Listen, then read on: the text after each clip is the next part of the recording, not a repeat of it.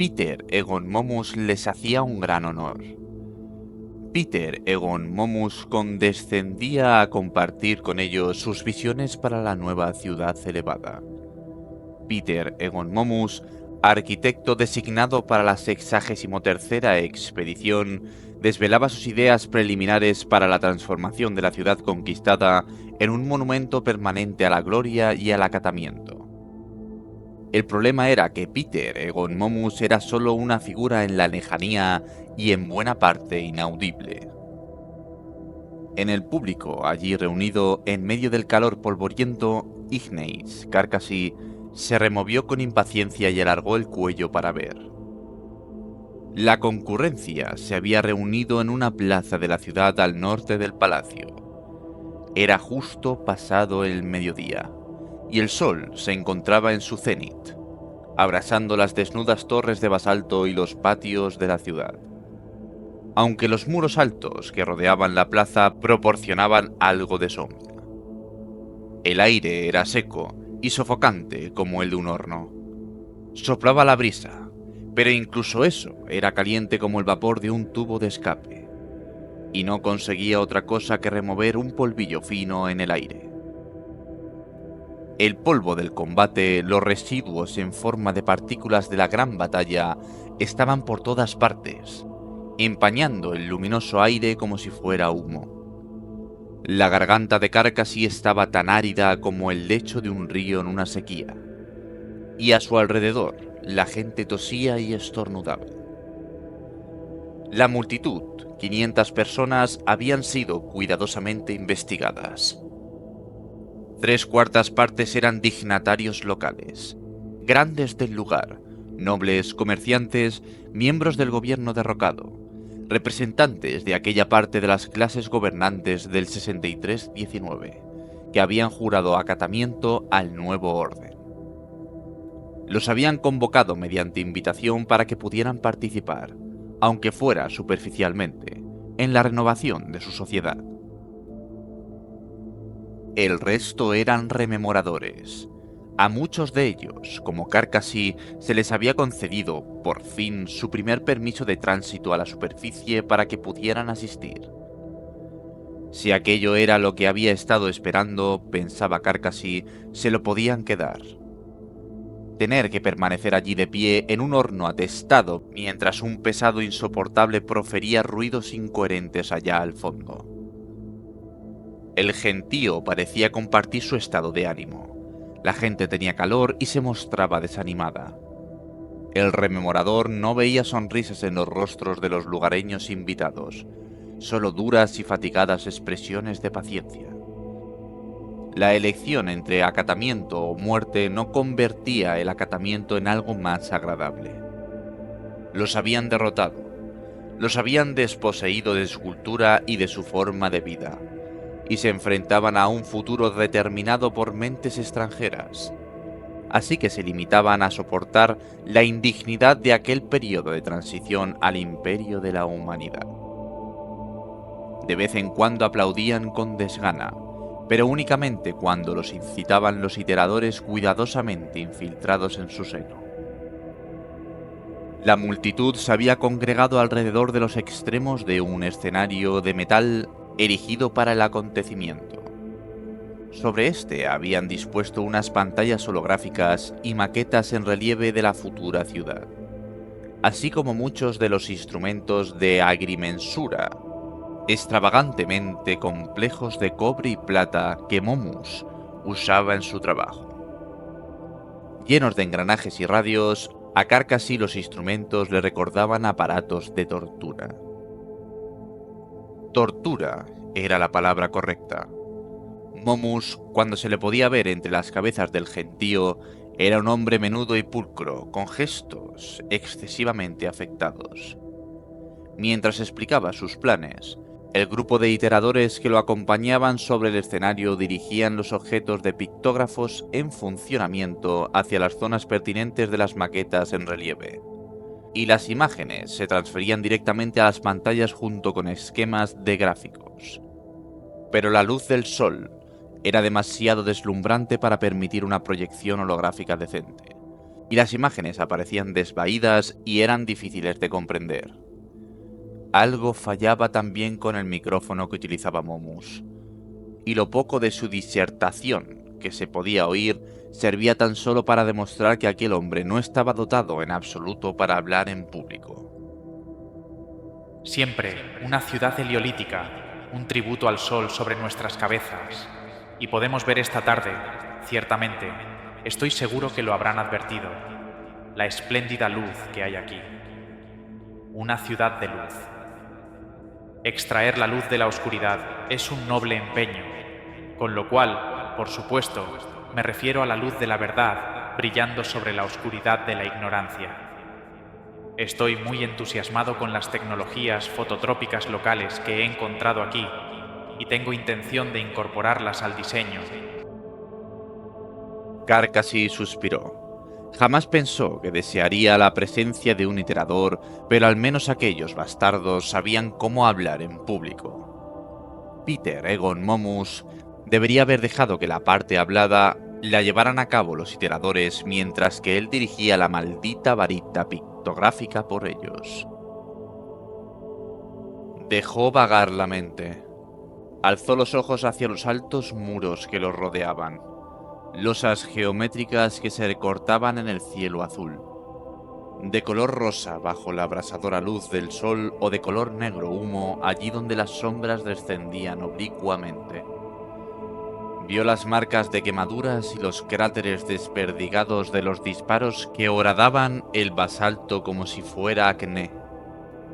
Al otro lado de las paredes, las torres del palacio estaban en peor estado, con el enlucido desprendido igual que la muda desechada de una serpiente, y los huecos de las ventanas desaparecidas recordando a ojos ciegos.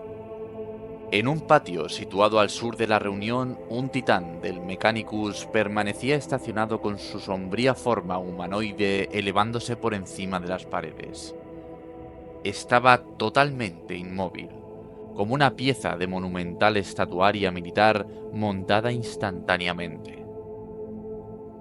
Aquello sí que era, pensó Carcassi, una loa mucho más apropiada a la gloria y el acatamiento.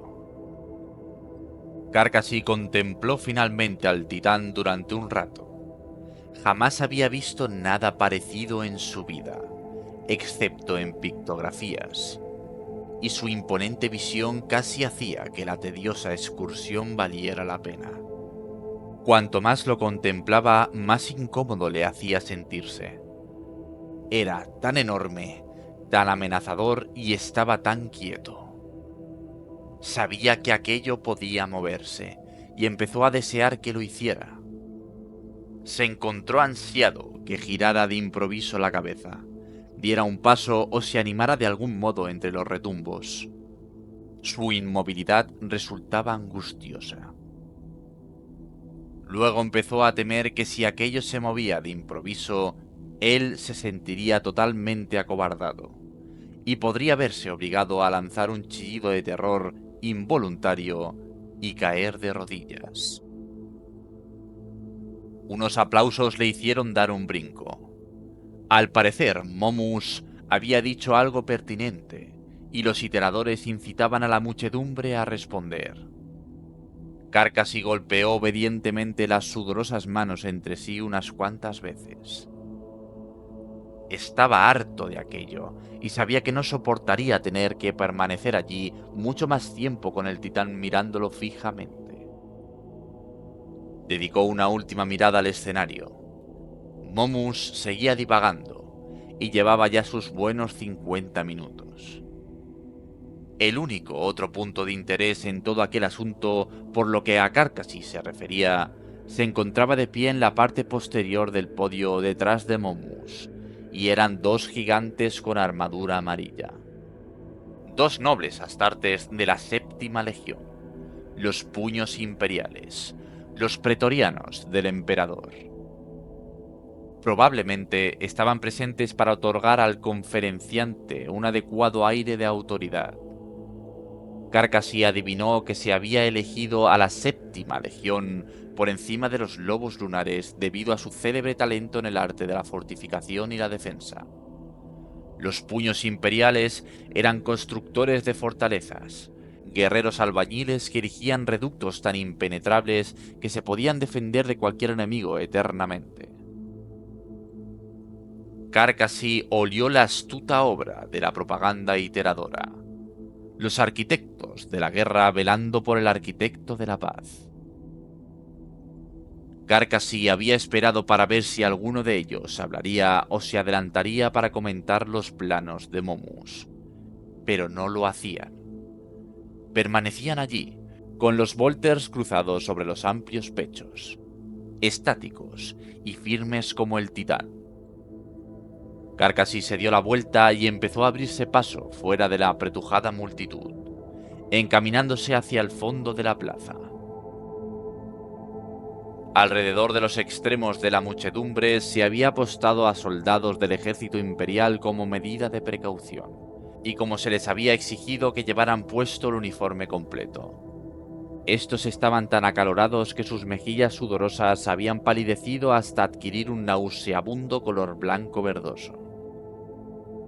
Uno de ellos advirtió que Carcasí salía a través de la zona menos poblada del público, y fue hacia él.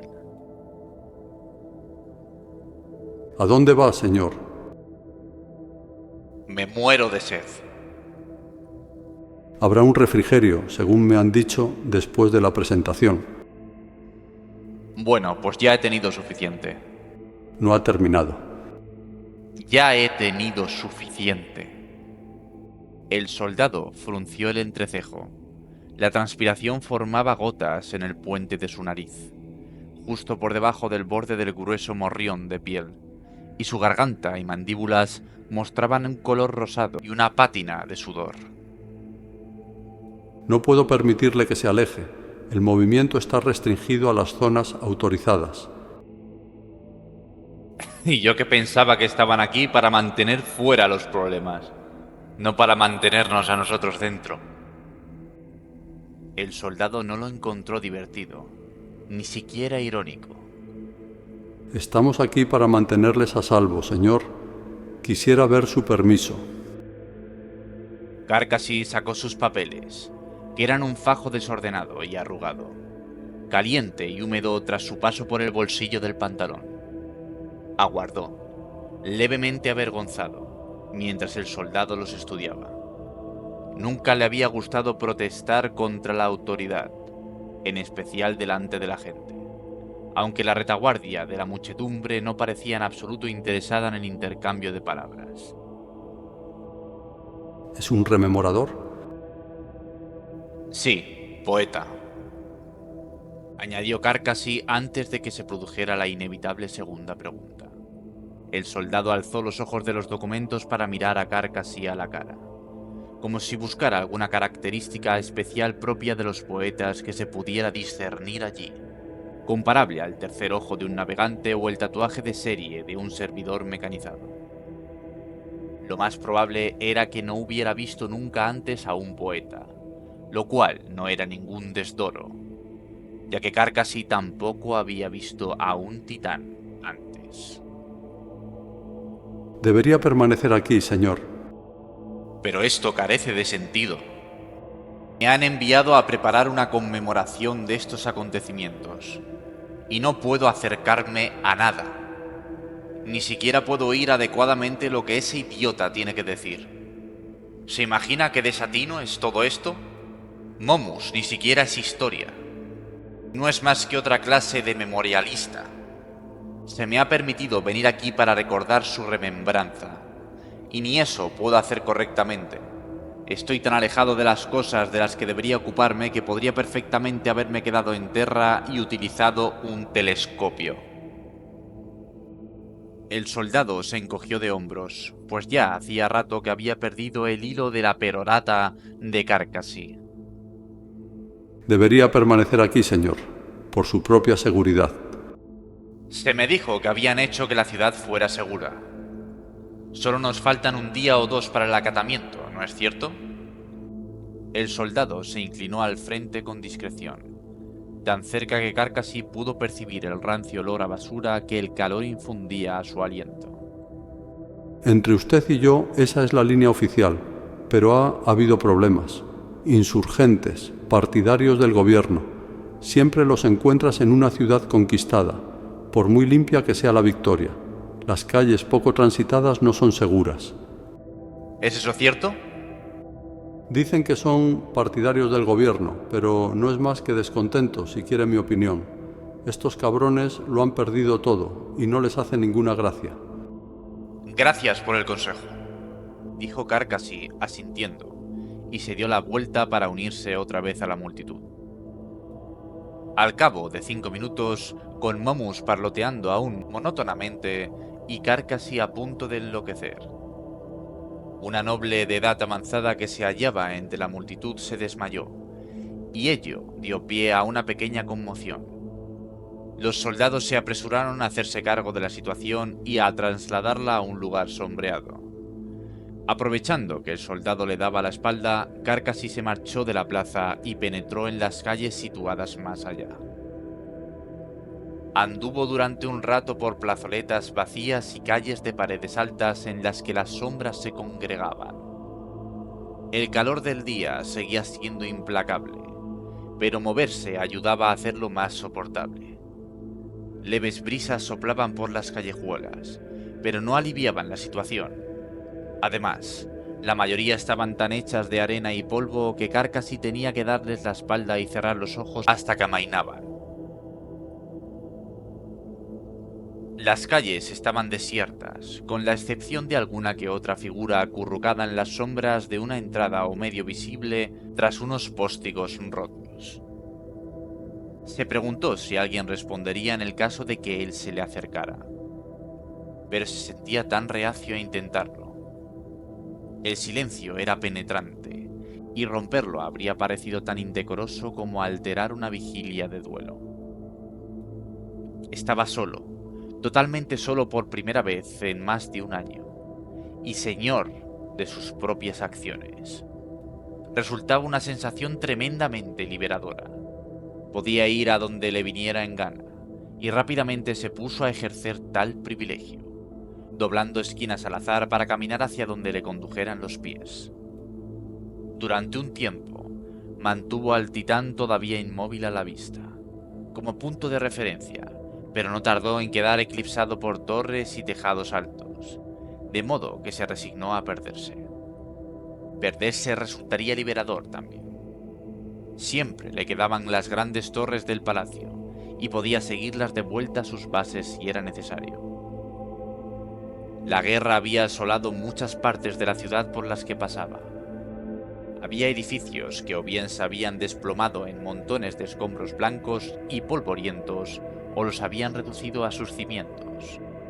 Otros carecían de tejado, estaban incendiados, tenían la estructura deteriorada o sencillamente no eran más que fachadas que se mantenían, con las entrañas hechas pedazos, de pie igual que los bastidores de madera de un escenario teatral. Cráteres y agujeros de obuses llenaban ciertas aceras, o las superficies de carreteras cubiertas de grava, en ocasiones formando hileras y dibujos extraños, como si su disposición fuera deliberada u ocultada. Mediante un código secreto, grandes verdades sobre la vida y la muerte. En el aire seco y caliente flotaba un aroma que recordaba a quemado, a sangre o a inmundicia, pero que no era ninguna de esas cosas. Un aroma mezclado, un aroma secundario. No era algo que ardiera lo que olía. Eran cosas ya quemadas. No era sangre, era sus residuos resecos. No era inmundicia, era la consecuencia de las filtraciones provocadas por sistemas de alcantarillado rotos y agrietados tras el bombardeo. En muchas calles había montones de pertenencias apiladas a lo largo de las aceras. Muebles, fardos de ropa, utensilios de cocina. Gran cantidad de esos enseres estaban deteriorados, y evidentemente los habían recuperado de viviendas en ruinas. Otros montones parecían estar mejor conservados, con los objetos empaquetados cuidadosamente en baúles y cofres. Comprendió que había personas que tenían intención de abandonar la ciudad y habían apilado sus posesiones para tenerlas preparadas mientras se procuraban transporte o tal vez el permiso pertinente de las autoridades de ocupación. Casi cada calle y patio mostraban una consigna o advertencia en las paredes. Todos estaban escritos a mano, en gran variedad de estilos y grados de habilidad caligráfica. Algunos estaban pintarrajeados con alquitrán, otros con pintura o tinte, otros más con tiza o carbón. Estos últimos, discurrió Carcasí, inscripciones efectuadas mediante el empleo de palos y astillas quemados tomados de las ruinas. Muchos eran indescifrables o incomprensibles. Otros muchos eran dibujos descarados y furiosos, que maldecían iracundos a los invasores o anunciaban desafiantes una chispa de resistencia superviviente. Llamaban a la guerra, al levantamiento y a la venganza. Otros eran listas que hacían constar cuidadosamente los nombres de los ciudadanos que habían muerto en aquel lugar, o solicitudes lastimeras de información sobre seres queridos desaparecidos anotados más abajo. Lo sabía que eran declaraciones angustiosas de queja o textos minuciosa y delicadamente transcritos que poseían alguna trascendencia sagrada. Carcasí descubrió que se sentía cada vez más cautivado por ellos, por su variación y contraste, y las emociones que transmitían. Por primera y auténtica vez desde que abandonó Terra, sintió que el poeta que había en él respondía, y aquella sensación lo emocionó. Había empezado a temer haber dejado su poesía accidentalmente atrás, en Terra, en su prisa por embarcar, o al menos que ésta remoloneaba, doblada y sin desempacar, en su alojamiento de la nave, como su camisa menos predilecta. Sintió que la musa regresaba, y ello le hizo sonreír, a pesar del calor y la momificación de su garganta. Parecía apropiado, después de todo, que fueran palabras lo que devolvía las palabras a su mente. Sacó el cuaderno y la pluma. Era un hombre de tendencias tradicionales, que creía que era imposible componer un gran poema en la pantalla de una placa de datos. Un punto de discrepancia que casi lo había llevado a las manos con Palisad Adrei, el otro poeta de renombre en el grupo de rememoradores. Aquello había sucedido cerca del inicio de su transporte para unirse a la expedición, durante una de las cenas informales celebradas para permitir que los rememoradores se conocieran entre sí. Habría ganado la pelea, de haberse llegado a ello. Estaba casi seguro de eso, incluso a pesar que Adrei era una mujer particularmente grandullona y feroz. A Carcasí le gustaban los cuadernos de grueso papel crema de dibujo, y al inicio de su larga y celebrada carrera había localizado a un proveedor en una de las colmenas árticas de Terra que se especializaba en métodos antiguos de fabricación de papel.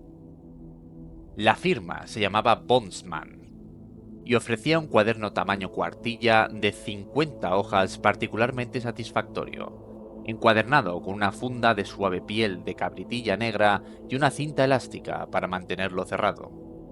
El Bondsman número 7. Carcasí, un joven superficial y cabeza hueca en aquellos tiempos, había pagado una importante proporción de sus primeras ganancias por derechos de autor por un pedido de 200. Los tomos habían llegado empaquetados en una caja encerada forrada con papel de seda que olía, al menos así se lo parecía a él, a genialidad y potencial. Había utilizado los libros con moderación, sin dejar ni una de sus preciosas páginas sin llenar antes de iniciar la siguiente. A medida que su fama aumentaba y sus ganancias se disparaban, había pensado a menudo en encargar otra caja, pero siempre se contenía cuando advertía que todavía le quedaba más de la mitad del envío original por usar. Todas sus grandes obras las había compuesto en las páginas del Bondsman número 7. Su fanfarria a la unidad. Todos los 11 cantos imperiales, sus poemas oceánicos incluso la meritoría y muy reeditada Reflexiones y Odas, escrita al cumplir los 30, que le había garantizado la popularidad y conseguido para él el laurate etíope. El año anterior a su selección para el puesto de rememorador, tras lo que fue, con toda justicia, una década de improductivo estancamiento que lo había tenido viviendo de pasadas glorias, decidió rejuvenecer a su musa encargando una nueva caja y se sintió consternado al descubrir que Boltzmann había dejado de existir. A Ignace Carcassy le quedaban 9 tomos sin utilizar, y los había traído todos con él en aquel viaje. Pero aparte de algún garabato estúpido o dos, las páginas estaban intactas. Sacó el cuaderno del bolsillo de su abrigo en una llameante y polvorienta esquina de la destrozada ciudad, y retiró la correa. Encontró su pluma, una antigua estilográfica de émbolo, pues sus gustos tradicionales se aplicaban tanto al soporte sobre el que escribir como a con qué se debía escribir, y empezó a tomar notas. El calor había solidificado casi por completo la tinta del plumín, pero escribió de todos modos, copiando aquellas partes de lo escrito en las paredes que le afectaban, en ocasiones intentando copiar el modo o la forma de su trazado. Anotó 1 o 2 al principio, mientras iba de calle en calle, y luego incluyó más, y empezó a apuntar casi cada consigna que veía, pues le proporcionaba satisfacción y júbilo hacerlo. Percibía, de un modo muy definido, cómo un poema empezaba a formarse, a configurarse a partir de las palabras que leía y anotaba. Sería superlativo. Tras años de ausencia, la musa había volado de vuelta a su alma como si nunca se hubiera marchado. Se dio cuenta de que había perdido la noción del tiempo. Si bien todavía hacía un calor sofocante y había luz, era una hora avanzada, y el sol llameante había recorrido el firmamento hasta hallarse más bajo en el cielo. Había llenado casi 20 páginas, casi la mitad de su cuaderno. Sintió una repentina punzada. ¿Y si solo le quedaban 9 tomos de genialidad en su interior? ¿Y si aquella caja de Boltzmann número 7, entregada hacía tanto tiempo, representaba los límites creativos de su carrera? Se estremeció, sintiendo un escalofrío a pesar del calor pegajoso, y guardó el libro de anotaciones y la pluma. Estaba de pie en una solitaria esquina de una calle devastada por la guerra, perseguido por el sol e incapaz de decidir qué dirección tomar. Por primera vez desde que escapara de la presentación de Peter Egon Momus, Carcassy sintió miedo. Sintió que lo observaban ojos desde las ciegas ruinas. Empezó a retroceder sobre sus pasos, arrastrando los pies por sombras arenosas y luz polvorienta. Únicamente 1 o 2 veces lo persuadió una nueva pintada para que se detuviera y volviera a sacar el cuaderno. Había andado durante bastante tiempo, en círculos probablemente, ya que todas las calles habían empezado a parecer idénticas, cuando encontró el mesón. Ocupaba la planta baja y el sótano de una enorme vivienda de basalto, y no mostraba ningún letrero, pero el olor a comida en preparación anunciaba su finalidad. Los póstigos de las puertas estaban abiertos en dirección a la calle, y había un puñado de mesas dispuestas. Por primera vez vio gente en cantidad, habitantes del lugar, con capas oscuras y chales, tan indiferentes e indolentes como los pocos individuos que había vislumbrado en los portales. Estaban sentados ante las mesas bajo un toldo harapiento, solos o en pequeños grupos silenciosos, bebiendo diminutos vasos de licor o comiendo en cuencos. Carcassy recordó el estado de su garganta, y su estómago le llamó la atención con un gemido. Entró en la zona en sombras, saludando educadamente a los parroquianos con un movimiento de cabeza. Nadie respondió. En la fría penumbra encontró una barra de madera con un aparador detrás, repleto de vasos y botellas con pitorro. La patrona de la hostería, una anciana con una pañoleta color caqui, Lo contempló con suspicacia detrás del mostrador. ¿Hola? Ella frunció el entrecejo como respuesta. ¿Me comprende? La mujer asintió despacio. Eso está bien. Muy bien. Se me dijo que nuestros idiomas eran en parte iguales, pero que existían algunas diferencias de acento. La anciana dijo algo que podría haber sido ¿qué? O podría haber sido una cantidad indefinida de palabrotas o preguntas. ¿Tiene comida? Preguntó él y a continuación imitó la acción de comer. La mujer siguió mirándolo fijamente. ¿Comida?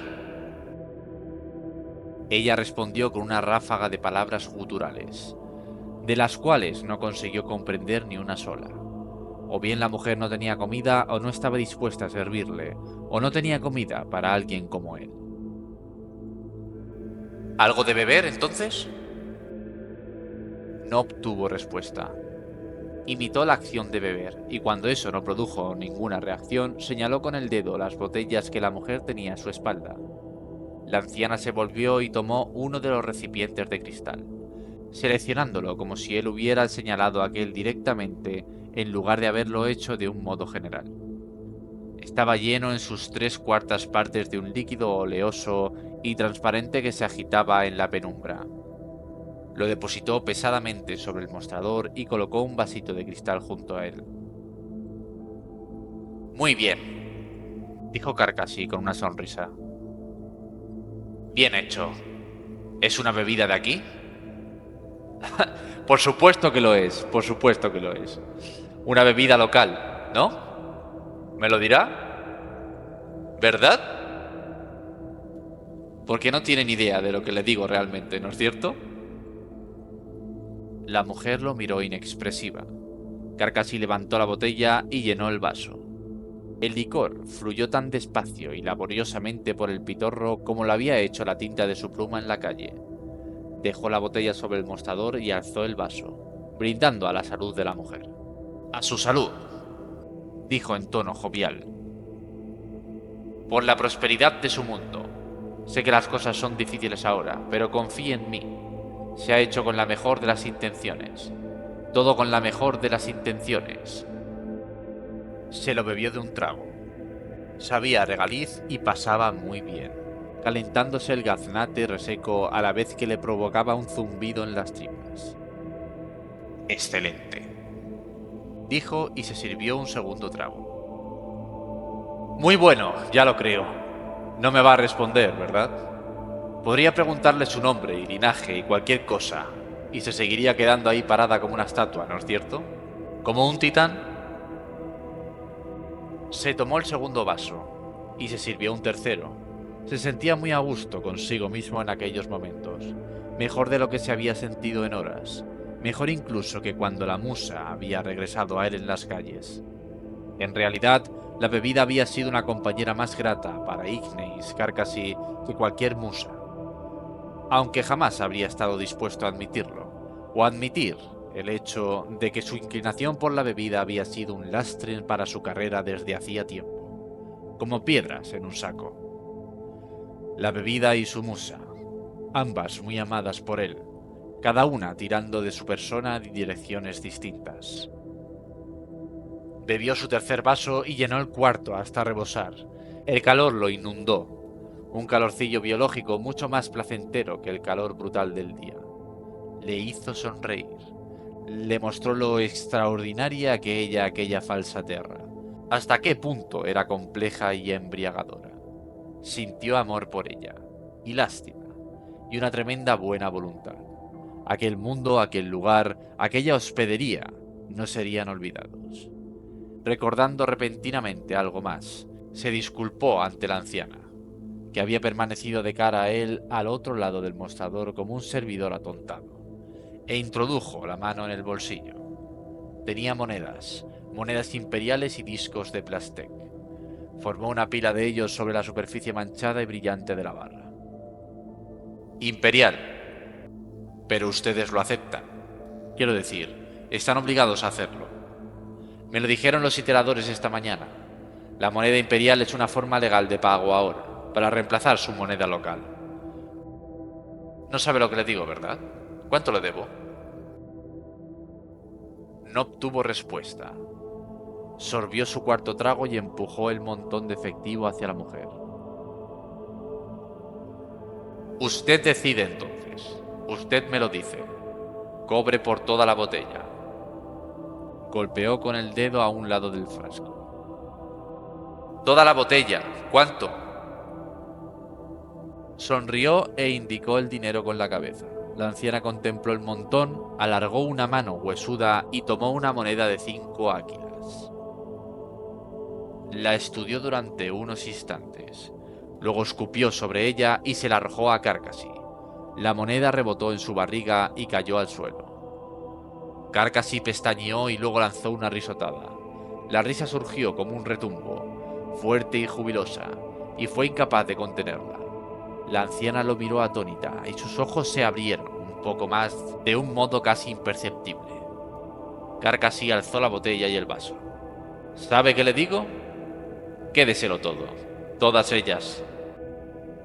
Se alejó y encontró una mesa vacía en la esquina del local. Se sentó y se sirvió otro trago mirando alrededor. Algunos de los silenciosos clientes lo observaban con atención. Los saludó con la cabeza, lleno de jovialidad. Parecían tan humanos, se dijo, y se dio cuenta de que era un pensamiento ridículo, porque eran sin la menor duda humanos. Pero al mismo tiempo no lo eran. Sus ropas parduscas, sus modales insulsos, la forma de sus facciones, su modo de sentarse, mirar y comer. Se parecían un poco a animales, criaturas con forma humana adiestradas para remendar el comportamiento humano, aunque sin haber logrado perfeccionar todavía ese arte. ¿Es eso lo que 5000 años de separación hacen a una especie? Preguntó en voz alta. Nadie respondió, y algunos de los que lo observaban le dieron la espalda. ¿Era eso lo que 5000 años hacían las ramas separadas de la humanidad? Tomó otro sorbo. Biológicamente idénticos, con la excepción de unas pocas hebras de herencia genética, y sin embargo tan separados culturalmente. Aquellos eran hombres que vivían, andaban, bebían y hacían sus necesidades igual que él. Vivían en casas y levantaban ciudades, y escribían en las paredes e incluso hablaban la misma lengua, a pesar de la anciana. Con todo, el tiempo y la distancia habían hecho que se desarrollaran siguiendo caminos alternativos. Carcasí lo vio entonces con claridad. Eran un injerto sacado del rizoma que había crecido bajo otro sol, similar pero distinto, incluso en el modo en que se sentaban a las mesas y tomaban sus bebidas. Carcasí se puso en pie de improviso. La musa había desplazado bruscamente el placer de la bebida de la cúspide de su mente. Dedicó una reverencia a la anciana mientras recogía el vaso y la botella 2/3 vacía, y dijo: «Le doy las gracias, señora». Luego volvió a salir, con paso vacilante, a la luz del sol. Encontró un solar vacío unas pocas calles más allá que los bombardeos habían convertido en cascotes, y se acomodó sobre un trozo de basalto. Tras depositar la botella y el vaso con cuidado, sacó su Boltzmann número 7 medio lleno y empezó a escribir otra vez, formando las primeras estrofas de una poesía que le debía mucho a los textos de las paredes y a la información que había cosechado en la hostería. Fluyó bien durante un rato y luego se secó. Tomó otro trago mientras intentaba reiniciar su voz interior. Diminutos insectos negros parecidos a hormigas pululaban diligentemente por los escombros que lo rodeaban, como si intentaran reconstruir su propia ciudad en miniatura desaparecida, y tuvo que separar a uno con la mano de la página abierta del cuaderno.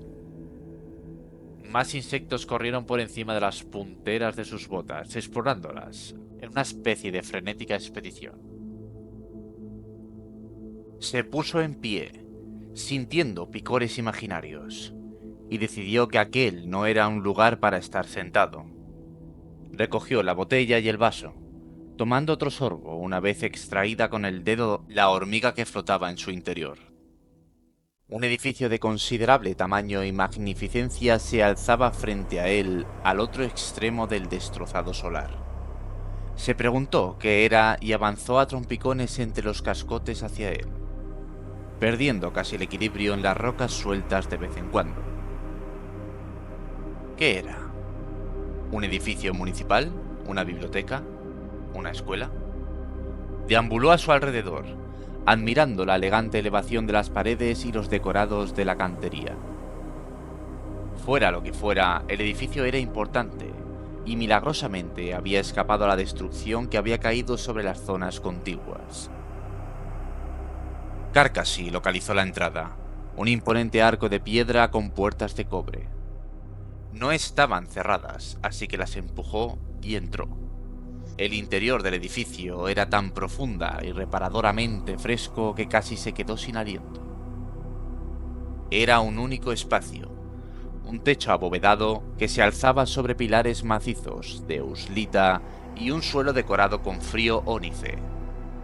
Bajo los ventanales, del extremo opuesto, se alzaba una especie de estructura de piedra. El rememorador se detuvo un instante. Depositó la botella junto a la base de una de las columnas y avanzó por la parte central del edificio con el vaso en la mano. Sabía que existía un nombre para un lugar como aquel. Rebuscó en su memoria. La luz del sol, fileteada por las vidrieras, descendía oblicuamente a través de los estrechos ventanales. La estructura de piedra situada al fondo de la estancia era un facistol cincelado que sostenía un libro enorme y muy antiguo. Carcasí acarició el arrugado pergamino de las páginas abiertas del libro con placer.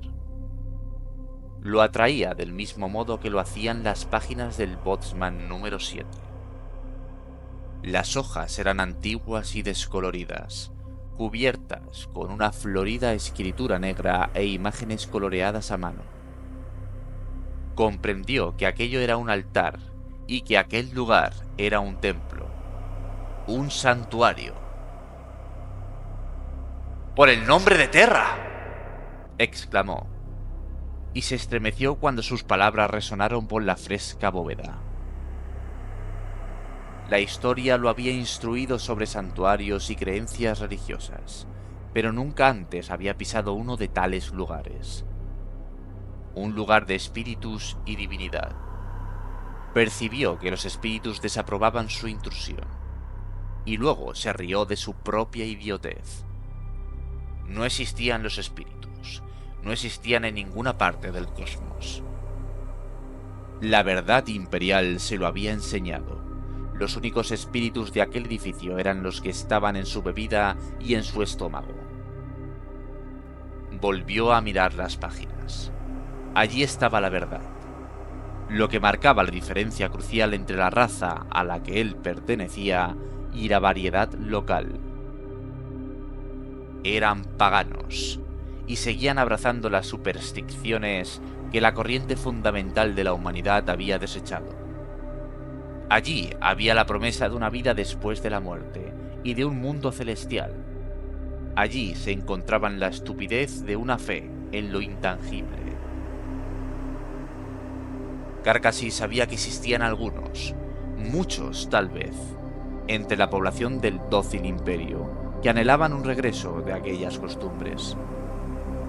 Dios, en todas las encarnaciones y panteones, había muerto hacía mucho tiempo, pero los hombres todavía ansiaban lo inenarrable. A pesar de las acciones judiciales, surgían nuevos credos y religiones en ciernes entre las culturas de la humanidad unificada. Y la más pujante de todas era el credo imperial, que insistía en que la humanidad adoptara al emperador como un ser divino, un dios emperador de la humanidad. La idea era absurda y oficialmente herética. El emperador había repudiado siempre tal adoración en los términos más rigurosos, rechazando su deificación. Algunos decían que solo sucedería después de su muerte, y puesto que era funcionalmente inmortal, aquello tendía a poner fin a la polémica. Fueran cuales fueran sus poderes, fuera cual fuera su capacidad, sin importar cuál fuera su magnificencia como el mejor y más glorioso líder total de la especie, seguía siendo simplemente un hombre. Y al emperador le gustaba recordárselo a la humanidad siempre que tenía la oportunidad. Era un edicto que repiqueteaba entre los burócratas del imperio en expansión. El emperador es el emperador, y es grande y eterno, pero no es un dios, y rechazaba cualquier adoración que se le ofrezca. Carcasi tomó un trago y dejó el vasito vacío en una esquina del borde de la repisa del facistol. El Lectio Divinitatus, aquel era su nombre. El misal de la fuente clandestina que se esforzaba, en secreto, por establecer el culto del emperador en contra de la voluntad de éste. Se decía que incluso algunos de los íntegros miembros del Consejo de Terra apoyaban sus objetivos. El emperador como dios. Carcasi sofocó una carcajada. 5000 años de derramamiento de sangre, guerra y fuego para eliminar a todos los dioses de la cultura, y ahora el hombre que consiguió tal objetivo lo suplantaría como una deidad nueva. ¿Hasta qué punto es insensata la humanidad? Rió Carcasi, gozando con el modo en que sus palabras resonaban por el santuario vacío. ¿Hasta qué punto está desesperada y debatiéndose en la incertidumbre? ¿Será que necesitamos un concepto de Dios para sentirnos realizados? ¿Es eso parte de nuestra cualidad humana? Calló, reflexionando sobre la cuestión que se había planteado a sí mismo. Una buena cuestión, bien razonada. Se preguntó a dónde había ido a parar la botella. Era una buena cuestión. Tal vez aquella era la debilidad fundamental del género humano. Quizá era uno de los impulsos básicos de la humanidad, la necesidad de creer en otro orden superior. A lo mejor la fe era como un vacío que succionaba la credulidad en un esfuerzo frenético por llenar su propio vacío. Puede que fuera una parte de la personalidad genética del género humano necesitar, anhelar un solaz espiritual. A lo mejor estamos condenados a ansiar algo que no existe, dijo Carcasi al santuario desierto. No hay dioses, ni espíritus, ni demonios, de modo que los inventamos para reconfortarnos a nosotros mismos. El lugar parecía ajeno a sus divagaciones, así que agarró su vaso vacío y se encaminó tranquilamente hacia el lugar donde había dejado la botella. Tomó otro trago. Abandonó el santuario y se abrió paso al exterior, a la cegadora luz solar. El calor era tan intenso que tuvo que tomar otro trago. Recorrió con paso tambaleante unas pocas calles, alejándose del templo, y oyó una especie de ráfaga chisporroteante. Descubrió a un equipo de soldados imperiales, desnudos de figura para arriba, que usaban un lanzallamas para borrar unas consignas antiimperiales de una pared. Obviamente, habían recorrido toda la calle, ya que las paredes mostraban franjas quemadas. ¡No hagan eso!, dijo.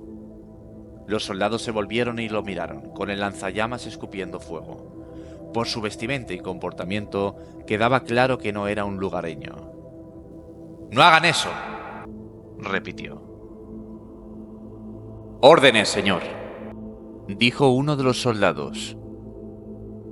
¿Qué hace por aquí?, preguntó otro. Carcasi meneó la cabeza y los dejó solos. Recorrió con pasos lentos callejones y plazoletas al aire libre, tomando sorbos directamente de la espita de la botella. Encontró otro solar vacío muy parecido a aquel en el que había estado sentado antes, y aposentó el trasero sobre un bloque de basalto en forma de triángulo escaleno. Sacó el cuaderno y repasó las estrofas que había escrito. Eran atroces. Gimió mientras las leía. Luego se enfureció y arrancó las preciosas páginas. Hizo un ovillo con el grueso papel crema y lo arrojó lejos entre los escombros. Carcasí se dio cuenta de improviso de que lo observaban desde las sombras de entradas y ventanas. Y aunque apenas consiguió distinguir los cuerpos, supo sin lugar a dudas que las gentes del lugar lo vigilaban. Se puso en pie y recuperó rápidamente las bolas de papel arrugado que había tirado, sintiendo que no tenía ningún derecho a aumentar en ningún modo aquel revoltijo. Empezó a alejarse apresuradamente por la calle mientras unos muchachos delgados emergían de sus escondites para lanzarle piedras y pullas. Inesperadamente volvió a encontrarse en la calle de la hostería. Estaba desierta, pero le alegró haberla encontrado, ya que su botella se había quedado inexplicablemente vacía. Penetró en la penumbra. No había nadie por allí. Incluso la anciana había desaparecido. Su montón de monedas imperiales permanecía donde lo había dejado. Al verlo, se sintió autorizado a agenciarse otra botella de detrás de la barra. Agarrando firmemente la botella en la mano, se sentó con sumo cuidado en una de las mesas y se sirvió otro trago. Llevaba sentado allí un tiempo indefinido cuando una voz le preguntó si se encontraba bien. Igneis Carcasí parpadeó y alzó los ojos. El grupo de soldados del ejército imperial que habían estado limpiando con fuego las paredes de la ciudad acababa de entrar en el local, y la anciana había reaparecido para traerles bebida y comida. El oficial bajó la mirada hacia Carcasí mientras sus hombres se sentaban. ¿Se encuentra bien, señor?, preguntó. Sí, respondió Carcasí con voz pastosa. No parece estarlo. Si me permite que lo diga, ¿debería estar aquí, en la ciudad? Carcasí asintió frenéticamente, introduciendo la mano en el bolsillo en busca del permiso. No estaba allí. Se supone que debo estar aquí. Se me ordenó venir para oír a Éter Pitón Momus. Mierda, no, eso no es correcto. Para oír cómo Peter Egon Momus presentaba sus planos para la nueva ciudad. Es por eso que estoy aquí. Debo estar. El oficial lo contempló con cautela. Si usted lo dice, señor. Dicen que Momus ha preparado un plan magnífico para la reconstrucción. Sí, magnífico, replicó Carcasí, alargando la mano para coger la botella y errando el objetivo. Puñeteramente magnífico. Un monumento eterno a nuestra victoria aquí. Señor, no perdurará, dijo Carcasí. No perdurará. No puede. Nada perdura. Usted me parece un hombre sensato, amigo. ¿Qué piensa? Creo que debería marcharse, señor, respondió el oficial con delicadeza. No. Sobre la ciudad. La ciudad no perdurará. Que Terra se lleve a Peter Egon Momus. Al polvo. Todas las cosas regresan. Por lo que puedo ver, esta ciudad era más bien fenomenal antes de que llegáramos y la estropeáramos. Señor, creo... No lo hace, dijo Carcasí negando con la cabeza. No lo hace, y nadie lo hace. Se supone que esto duraría eternamente, pero nosotros lo destrozamos y lo dejamos hecho unos zorros. Que Momus lo reconstruya. Volverá a suceder, y volverá a hacerlo. La obra del hombre está destinada a desaparecer. Momus dijo que planea una ciudad que será un canto eterno al género humano. ¿Sabe qué? Apuesto a que los arquitectos que construyeron esta ciudad también pensaban lo mismo. Señor, lo que el hombre crea se deshace con el tiempo. Ya lo verá. Esta ciudad, la ciudad de Momus, el imperio... Señor... Carcasí se puso en pie, pestañeando a la vez que agitaba un dedo. No me venga con tanto señor. El imperio se partirá en dos en cuanto lo construyamos. Ya lo verá. Es tan evitable como... El dolor escindió de repente el rostro de Carcasí, y este se desplomó hacia adelante, desconcertado. Percibió un frenesí de gritos y movimientos y sintió como botas y puños lo golpeaban una y otra vez. Enfurecidos por sus palabras, los soldados habían caído sobre él. Entre gritos, el oficial intentó apartarlos. Se partieron huesos y brotó sangre de las fosas nasales de Carcasí. Ya lo verá. Nada que construyamos perdurará eternamente. Pregúnteselo a estos jodidos lugareños. La puntera de una bota se estrelló contra su esternón y un líquido sanguinolento le inundó la cara. ¡Apartaos de él! ¡Ya! Aullaba el oficial, intentando refrenar a sus hombres, enfurecidos por la provocación. Cuando por fin lo consiguió, Ignace Carcasí ya no pontificaba, ni respiraba.